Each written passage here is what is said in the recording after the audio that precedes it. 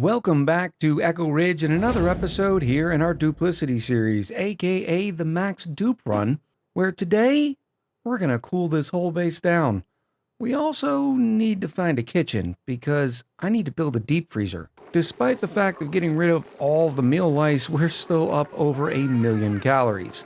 Now, granted, we are eating 55,000 per cycle, with that number only due to rise, but the more food that we can freeze now means, well, the more dupes we're going to be able to feed later. And already, it's 30 seconds into the video. Two of you? One ladder? Really? Here comes Alarat. Hopefully Alarat's going to save the day. There we go. Yes, once again, I was getting rid of all the fresh water in here. Still have a lot of fresh water on the top of this, which I want to get rid of because I want the polluted oxygen to be flowing in this area so we can keep feeding the polluted oxygen to our puff ranch. Still doing some experimentation with this.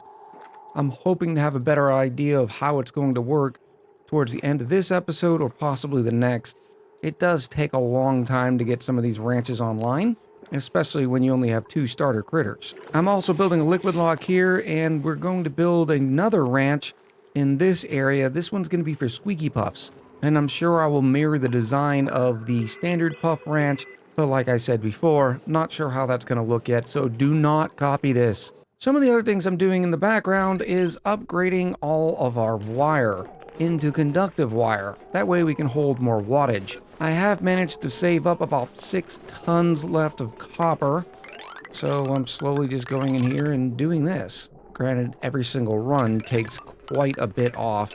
I also wanted to answer a quick question about the refrigerators that was in the comments. As we saw, the refrigerator requires 120 watts, but once it cools down the food, it goes into energy saver mode, which is only 20 watts. So all said and done, these refrigerators only take on average 80 watts.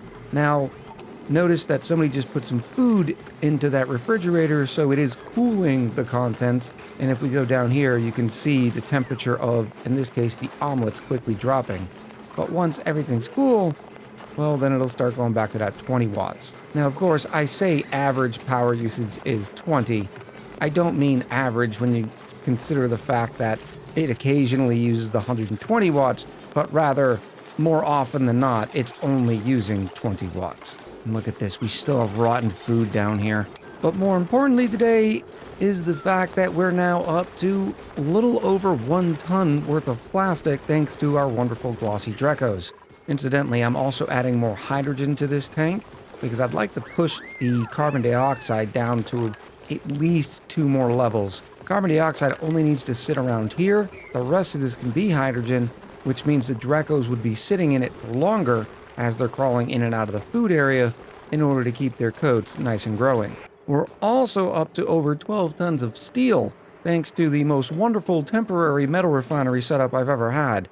Our input water, of course, is only 30 degrees, and it drops down here into this huge tank where it's 45. And if you go further to the left, it's only 33 degrees. And if you consider how much coolant we've thrown through this thing, for it to only be 45 in this pond, that's a magical thing indeed. Ooh, zombie spore check.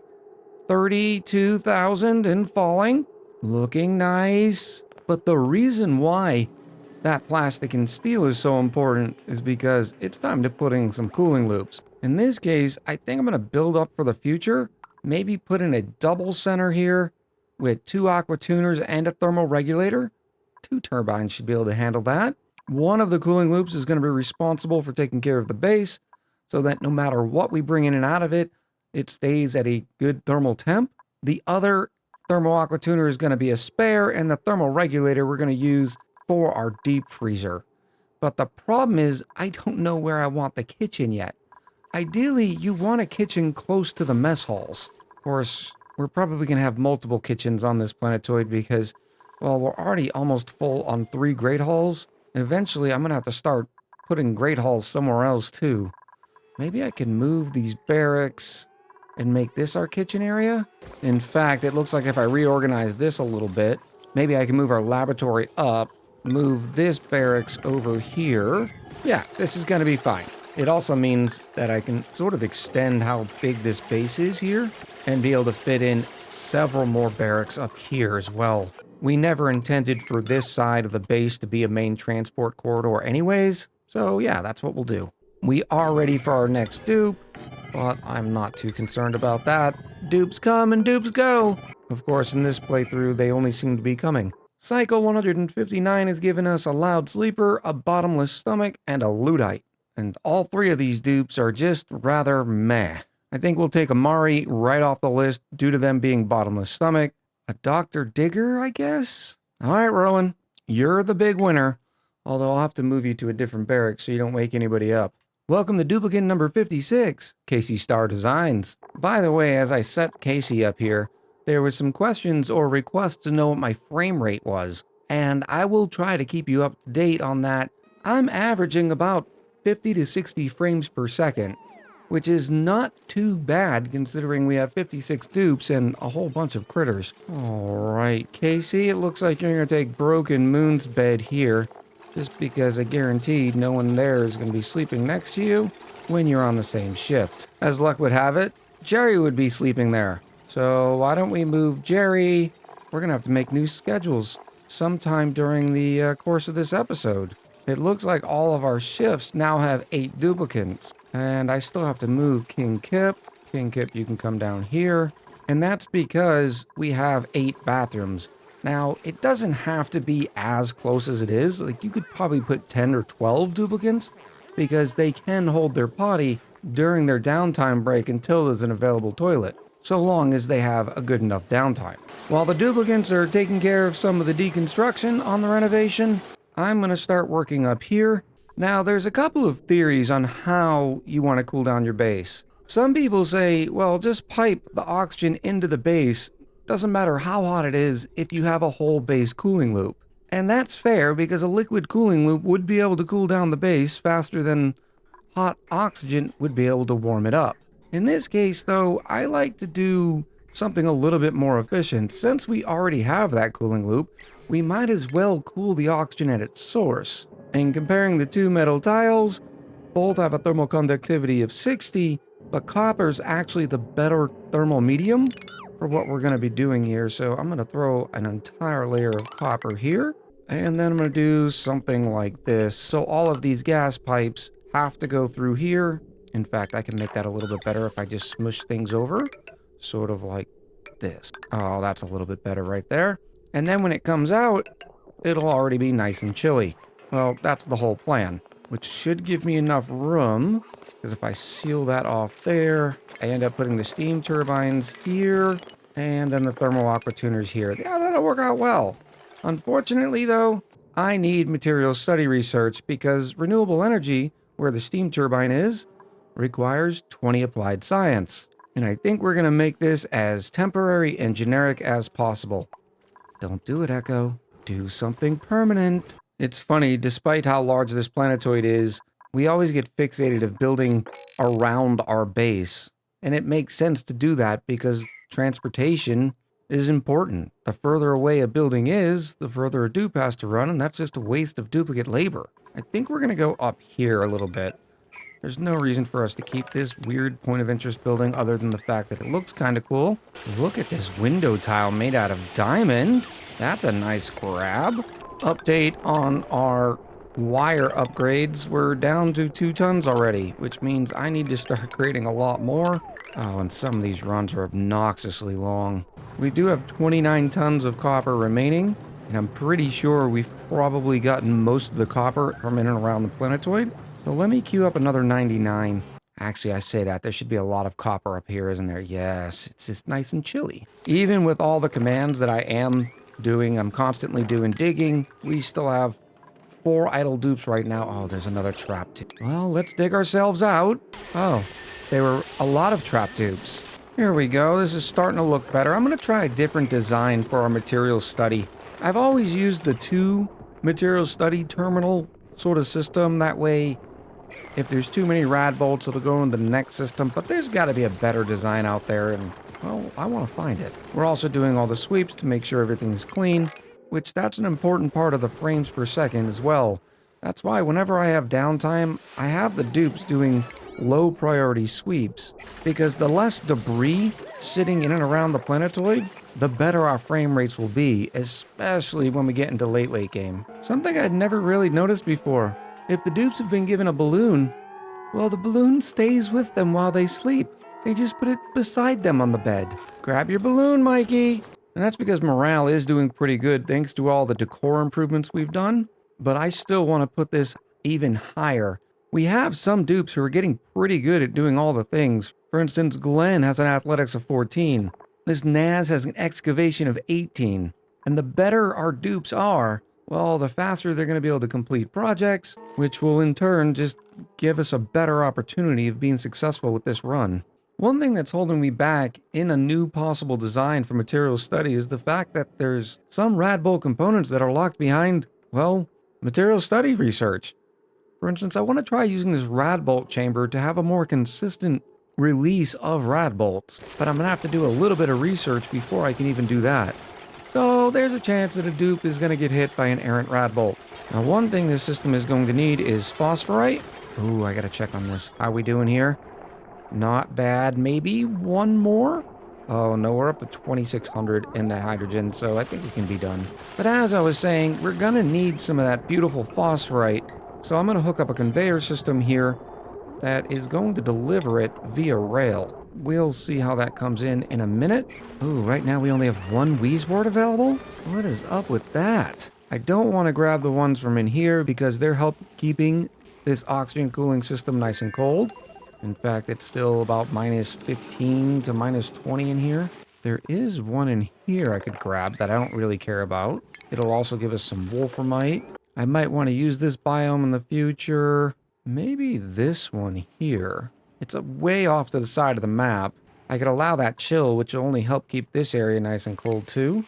So I'll just kind of slowly dig into here, making sure there's enough room for when this stuff does melt, that it falls down into here instead. And we'll also should be able to grab a couple of snazzy suits, and of course these wonderful data banks. So this is going to give us 4 more, that's 5. We need 1 more. I'm definitely never getting rid of this Wheezeboard here, because it was planted in neutronium. And if your will to survive is strong enough to where your roots have embedded in neutronium, well, you deserve to stay there. Oh, there's like a million billion in here. Let's grab one of these. While we're up here, we might as well grab some of these fossil fragments. I haven't even started breaking down fossil into lime, but we're up to 14 tons. Oh my gosh, where is that train of dupes going? Look at this. Oh, they're all bored, so they're doing a sweep. Oh, that is so amazing. Oh my goodness. Where did this water come from?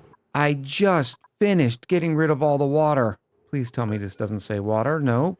This is an impossibility. There's no ice in here. Oh, I spent all that time. I wanted to use the conveyor receptacle in our design, and it is also locked behind Material Study Terminal. So we're going to have to manually hand jam this for a little while. I suppose I can just drop some phosphorite here, and then the auto sweeper will be able to pick it up. In fact, I can even delay that. I'll just put a storage bin here, fill it with phosphorite, and that'll be enough to feed these Wheezeboards for a long time. They only require 4 kilos per cycle.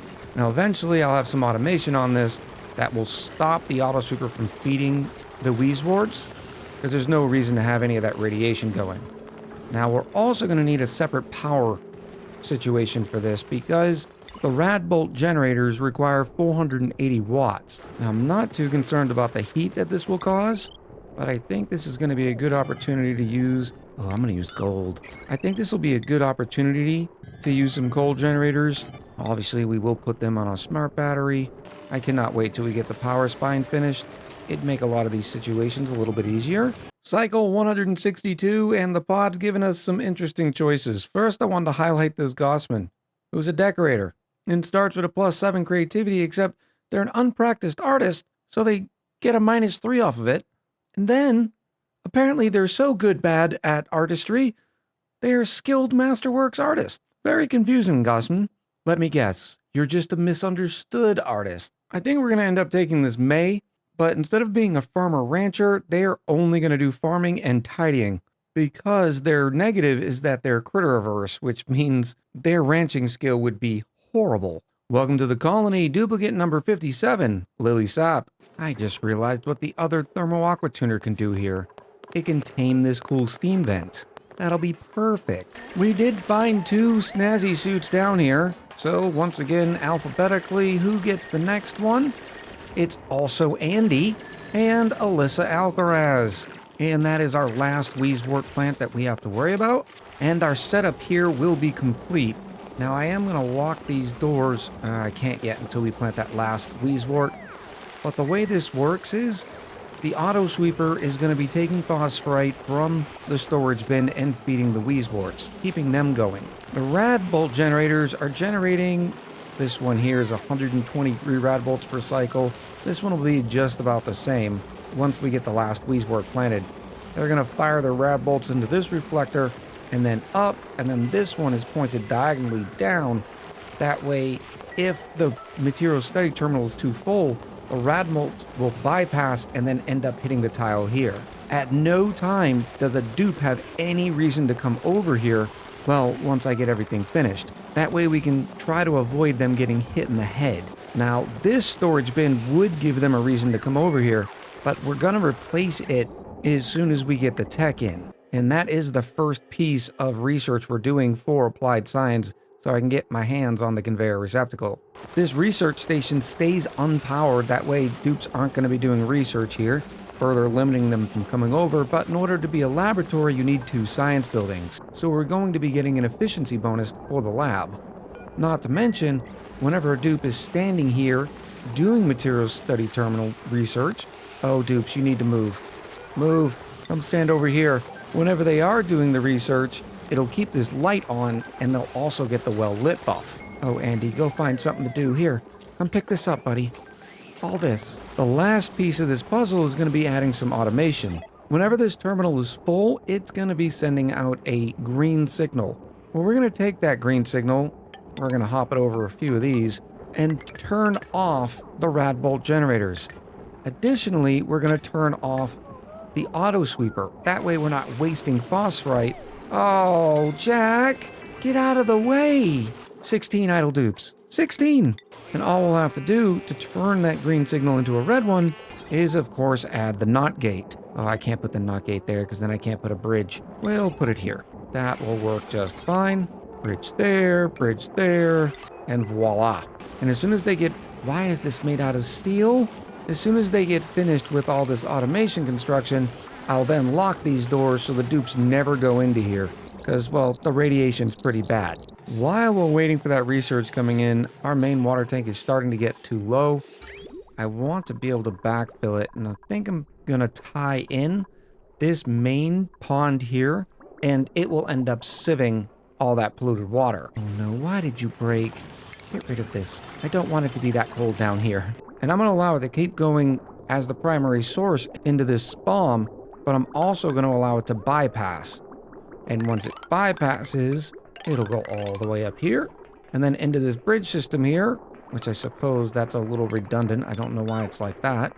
Probably a holdover when I was allowing it to bypass, but just in case that ever gets too full, I need to put some automation here, trying to use more gold lately. That way I can shut that vent and stop this from overfilling. Cycle 165, the pod gave us 3 duplicates with a total of 9 negative traits. Now let's try to find the best of the worst. I think it's going to be this Pei. Once again, it's really hard to nail a Pei, and they seem to be a decent mechatronics engineer who can't cook, is not good at farming or medicine. Welcome to the colony, duplicate number 58, Sammy Boy. Now, Sammy Boy and Lily Sap, I have to start making some new schedules. But you might remember when I talked about earlier, there's plenty more shifts in here that we can find just by shifting them over by 1. So that's what I'm going to start doing. I am really looking forward to that new system that's supposed to be coming soon, that we're literally going to be able to take a shift and just, well, quite literally shift it over. See what I did there? Now, one thing to keep in mind with these sort of shifts is I can't shift this last one over by 1 because eventually it would just line up with another shift and be completely duplicate. So I'm now going to skip 3 like we used to. We now have a total of 16 different shifts, and those are going to be the last I make. Once I fill out all of these, which will be when we have 128 dupes. Then I'm just going to add 8 more bathrooms, and that way each shift can have 16 duplicants. We've completed solid control, which now that everything's set up, I don't really know if I need it. Next up is going to be renewable energy so we can get our hands on the steam turbine. What I mean is, well, we already have our storage bin. I suppose this would be smart anyways. With the conveyor receptacle in place and phosphorite on this line, we will not have to worry about a thing. Which then gets me to thinking, I should start using farm stations now too. Being able to throw all these grub fruit plants, or even the mushrooms into some farm stations would double the amount of output we get from the plants without increasing the cost. That's definitely going to happen in the future. One day is going to be the last day that I ever play Oxygen Not Included. I mean, who knows what's going to happen in the future, right? Maybe we'd even see an Oxygen Not Included too. But I can tell you one thing. That is going to be the day that I cheer for only one reason. I will never have to build another thermal aqua tuner again. And it's not my fault. The game just doesn't give us enough ways to vary how to delete heat. Now, the first of these steam turbines is going to be our whole base cooling system. Now, the biggest thing about this whole base cooling system I'm not looking forward to is the cost. I think we're going to start by just using regular pipes, because regular pipes still transfer thermals, just, you know, not as good as other ones. Let's do a quick comparison between sandstone, igneous rock, and granite and sedimentary rock. All right, we have 2.9 and 0.8 out of the sandstone, 2 and 1 out of the igneous rock, 3.3 and 0.79 out of the granite, and 2 and 0.2. So it looks like igneous rock is our best bet. Ooh, maybe the sandstone would be better. No, I think we'll opt for the higher specific heat capacity.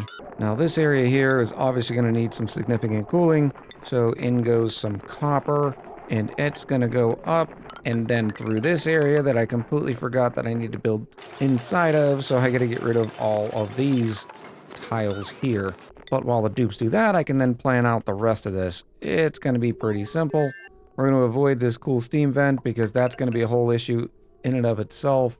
We're going to go right through some of these plants here. And I suppose to start with, I already have the gas cooling down the mealwood, and it seems to be doing a good enough job. But it would be smart, considering the Drecos do give off a lot of heat. And then we're just going to go around and around. Ooh, let me go further over so I don't have to hook it in. Like this. Here we go. And then we end up all the way back at the start. Unfortunately, I am going to want some polluted water for that. And our closest polluted water pipe is, well, way down here. I have a feeling this entire base is going to be filled with nothing but spaghetti by the time we're done. Hope you saved room for pasta. I will just take a line right off of here. Go up. Oh, this is such a mess. Let's not go up through there. In fact, let's jump over right here. This seems to be the better route.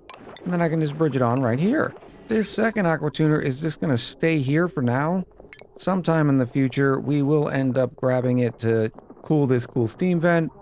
Now is not that time. This thermoregulator, on the other hand, it's going to be used immediately as well. And I wanted to highlight the construction of this because it can flip players up because the different positions of the inputs and outputs. Just like with our thermo aqua tuner, we go into a thermal sensor from the input of the building to the input of the bridge, from the output of the building to the output of the bridge. So we're going to take our gas pipe thermo sensor. I'm going to put it right here and not make it out of steel because that would be silly. And then we're going to go into the input of the building, into the input of the bridge, from the output of the building, into the output of the bridge. And you might be wondering why I'm choosing to use a thermo aqua tuner. It's because a deep freezer doesn't take a lot of thermals to keep everything nice and chilly. It's also a way to save significantly on the power cost of your cooling solution. Now, unfortunately, I do not have a power spine yet, so this is going to have to be, let's not everybody say it at once, a temporary solution. Yes, yes. We'll build it right up here. In fact, we're going to need 2 because we have 2 thermal aqua tuners. So why don't we allow this biome to keep everything chill anyways? It will melt this in a glorious fashion. So yeah, let's dig this entire thing out, shall we? Yes. Cycle 168. We have an Ari and an Amari. The Amari is an operator who's a Luddite. So in this case, we are going with Ari to add another cook to the roster. Welcome to the colony, duplicate number 59, Detective Bone. Our cooling loop is being filled. It's going to take a little while. It's a long loop. But more importantly, I think we're done in here. Other than finishing off the power, we're going to have two separate power networks. One, definitely not made out of steel, is going to be controlling one thermal regulator and a thermal aqua tuner, and the other is going to control the base cooling loop aqua tuner. Note that I have the steam turbines back filling all this power here, and I think I could actually save quite a bit of power by only turning the thermal aqua tuners in here on when it gets too warm. So step one is going to be having each one of these go like this.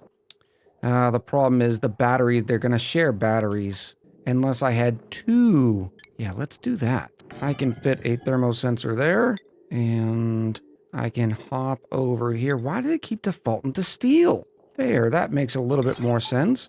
And then I can tie this first smart battery into this steam turbine, and then this one into the second. And what this means is either the battery or the thermosensors can tell the steam turbines to turn on. The thermosensors are just in case it gets too hot in here. Even though we don't need power, I still need you to turn on.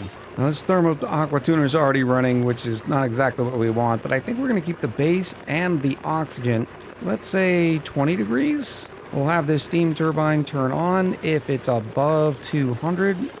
We can go a little higher than that, let's say 225. And this one doesn't matter because it's not being used yet, but I'll still make sure the thermosensor is set correctly. With this setup complete and this thermal aqua tuner slowly heating up this pool, it's up around 67. It's time to turn on our next spawn. So far I have two lines coming out.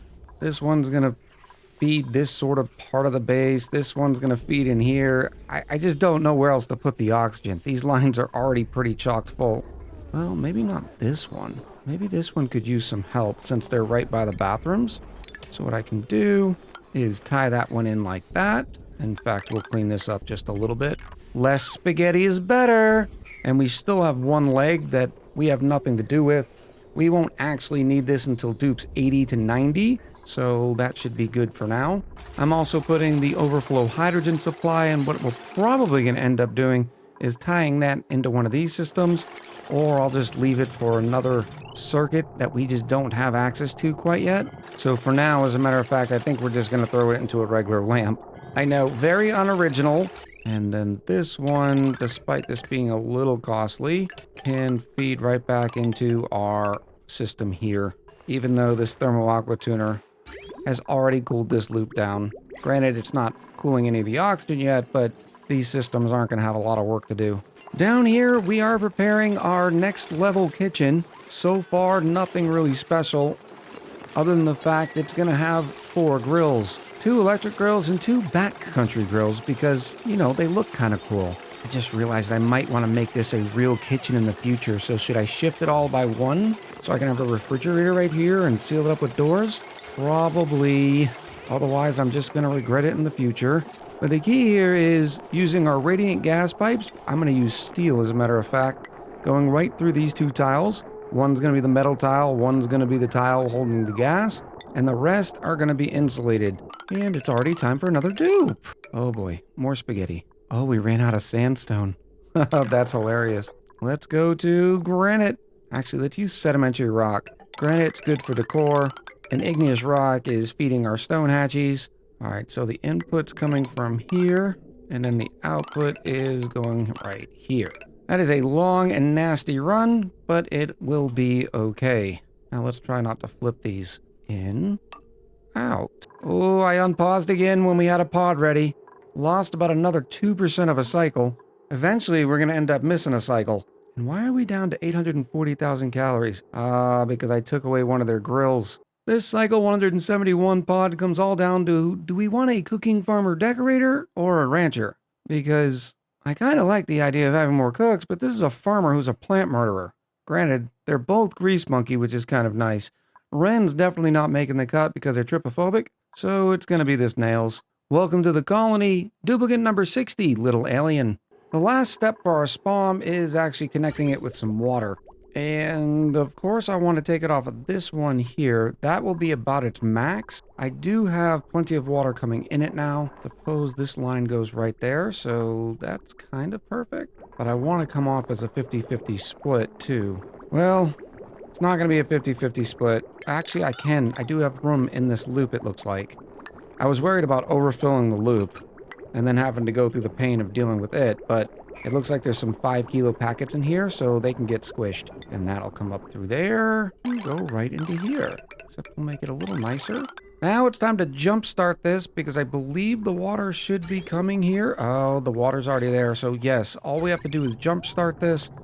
And I have power lines right here. I'm just going to do a little bit of that action. Wait for this thing to equalize, and then I'll seal it up just like the rest. Back to work on the kitchen. I am filling the loop using this bomb down here. It would have probably been better to use this one over here, but I'm ready to get this thing started, so it won't be too big of a deal, especially considering I have 14 idle dupes right now. Let's do some more digging. Yay! We love digging. Now, please don't get stuck. I'm a little busy. Oh, I forgot I don't have to actually damage all this right now because we finally have access to the high-pressure gas vents. Let me throw one of those there, and then I'll wait for this whole thing to clear out. Keep pumping until you are basically a vacuum. You know what they say, teamwork makes the dream work. Look at all these little dupes. Somebody's bound to get stuck. Almost equalized here. One more tile. You can do it, pump. I mean, we're starting to get more hydrogen outside than in. Oh, that's perfect right there. I will take some of the hydrogen damage because everything else should be pure, which means it's time to seal that up. Wait a minute, why aren't you running? Oh, because you don't have one. You're fine. Eventually you'll have a job, just not right now. That oxygen is coming out at 34. I'm not pleased with that. Oh, new dupe. Don't unpause. I was looking at this Nisbet because they're so strong. But I think the fact that they're a Luddite made me favor Bert. I don't think I need any more diggers or farmers, but their only negative is that they're a yokel. I will have to make sure that they are on an early bird schedule, though. Here at Cycle 174, welcome to Duplicant 61, Kilahoo. The kitchen's coming along nicely, and, well, it's also a busy spot. I haven't set up any of the shipping quite yet, but we have 5 cooks cooking right now. Eventually this one's gonna get knocked down, but apparently we're a little bit behind on the cooking. The big reason why I haven't set up all the shipping yet, or at least gotten it going, is because we're still waiting for this cooling loop to get chilled down. This is a process and one of the negatives of using the gas. Granted, the positive of using the gas is the fact that it can actually get down to the -18 required. We have the gas pipe thermal sensor set on -30. Cycle 177, and it's time for another dupe. Because, of course, it is. And once again, the game is starting to put names of dupes that are already in there. Disregard these. This is a different pod. I was interested in Ari because they have a +12 to athletics, but the narcoleptic can sort of get us in trouble. The other 2 dupes just kind of look boring. Whereas having a dupe that starts off speedy quick would be great. So welcome to the colony, duplicant number 62, Clarky. Now Clarky's going to have pretty flat skills. They're going to get carry and eventually just go all the way up into exosuit training. In other words, they're a jack of all trades. Or a Clarky of all trades. I know, I'm sorry. I shouldn't have said it. But I really have started looking for more duplicants like that because it just makes it so much easier. Well, the kitchen's almost done. We're adding in some nice charcoal checker tiles because I think it makes it look very kitcheny. The last thing I really need to do is actually get all this food into the freezer. Now the way this whole system works is food is dropped off and delivered to the backcountry grills and the electric grills. When it's finished, it gets thrown into this conveyor loader. I was in the middle of my explanation and I realized I have one issue. The way it's supposed to happen is once food is finished, it's then thrown into this conveyor loader. Well, this auto sweeper can't reach the outside grills. Even if I smush it over, it's still not going to happen. And then these auto sweepers grab into the deep freezer to load up the fridge and to feed the electric grill any raw ingredients. So I guess the limiting factor is the collection of stuff. This side, it's pretty easy, right? Because I can just put an auto sweeper right here that picks up things and puts them in the deep freezer. In fact, we're already going to have that because this is our evolution chamber, and we need to make sure all this barbecue and raw meat ends up in here. So it rides this line just like this. The issue is this one. Oh, I can make it fit, but it's going to look horrible. I apologize in advance. If you think the shipping is bad, look at the spaghetti that it takes just for the power. There's even a bunch of automation. Simply put, because I want to make sure that these duplicants get the well-lit buff. But to recap, now that we've sort of fixed my initial problem, is once the food is done, these auto sweepers will pick it up and put it into one of these 3 conveyor loaders, where the food is then transported into the deep freezer. Except this one's being naughty. It's not supposed to be able to see that, so I'm gonna have to fix that by putting a block there. It's the reason why these blocks are there, because these auto sweepers cannot be able to load back in the conveyor loader, or exactly what's happening now will happen. An infinite loop going in and out of the deep freezer. And it looks like it's still happening because I need to flip this guy here. One more second. But once all the food ends up into the deep freezer, notice we have the deep freezing buff because it's below 18 degrees and it's in a sterile atmosphere. All that equals the fact that this food will never ever spoil. The last thing we have to do is make sure the fridge actually gets some of the food. So we're going to say things like omelets. I'm also going to set this to say 5 kilos because we don't want to load too much food into it. Otherwise, what's the point of the deep freezer? Barbecue, grub fruit preserve we're also making here, fried mushrooms. I mean, I think we still have some leftover pickled meal. And whenever the dupes are hungry, they're going to come stand here, grab their food from that refrigerator, and then head off to their respective mess hall. Meanwhile, the rest of the food is going to sit inside the deep freezer. Now, eventually, we're going to have this wonderful evolution chamber, where as duplicants turn into meat, this auto sweeper will then pick it up and throw the meat in here as well, or into this backcountry grill if it has the room. And then the meats will stay in here until these auto sweepers need to grab it. All the other raw ingredients, such as fried mushrooms, will be able to be brought in directly to the deep freezer itself. Ooh, I realized I need to shut this off, don't I? Don't want to overfill that line. Alright, so after a modification or two, it's starting to look good again. What do we have over here? We have a bunch of pickled meal and fried mushroom. Let me allow manual use for this, and then say sweep only. So they'll bring all these foods over as well. Why aren't you picking up these fried mushrooms? Oh, because it's not being swept. That'll fix here in a second. Once we get all the old food from our old area loaded into the deep freezer, we won't have to worry about it anymore. And I think that's about it. It looks like in the crossover, we lost about 200,000 calories. Not too big of a deal. I will undo manual use, undo sweep only. And now the kitchen's going to be working right as rain. Next episode, I will be trying to switch over to an evolution chamber, which means we have to drop off omelets, which can cause our calories to dip. So I want to make sure we're at 2 or 3 million calories before we end up doing that. I also want to set up some shipping with all of our mushrooms and be able to send them in. Who is trapped? We haven't been doing any digging. Oh, it's the suit issue again. Sometimes the docks get too filled because we're doing vacancy only. So dupes end up staying in there until there's room at the docks. I also want to get working on the power spine and, well, digging everything else out. We now are running enough oxygen for 90 duplicants. Well, a little bit more if you consider all the polluted oxygen being converted over by deodorizers and sublimation stations. And look at that. It's our last dupe of the episode. In this case, I think it's going to be a Nisbet. They're a night owl cook, and what sort of fits with the fact that we just finished building a kitchen. I thought about getting the Wren, who's a decent digger and supplier. In fact, who am I kidding? The extra strength will help them out with their digging. Yeah, we're going to go with the Wren instead. And ironically enough, their name is Jeffrey Cook. Welcome to the colony, Duplicant 63. So that's going to be about it for today's episode. I'll try to remember to give you one of these updates every single time as well. Full screen, we're at 38 frames per second. Not too shabby. Looking forward to hearing what you have to say in the comments below. So until next time, much love, happy gaming, and I'll talk to you soon.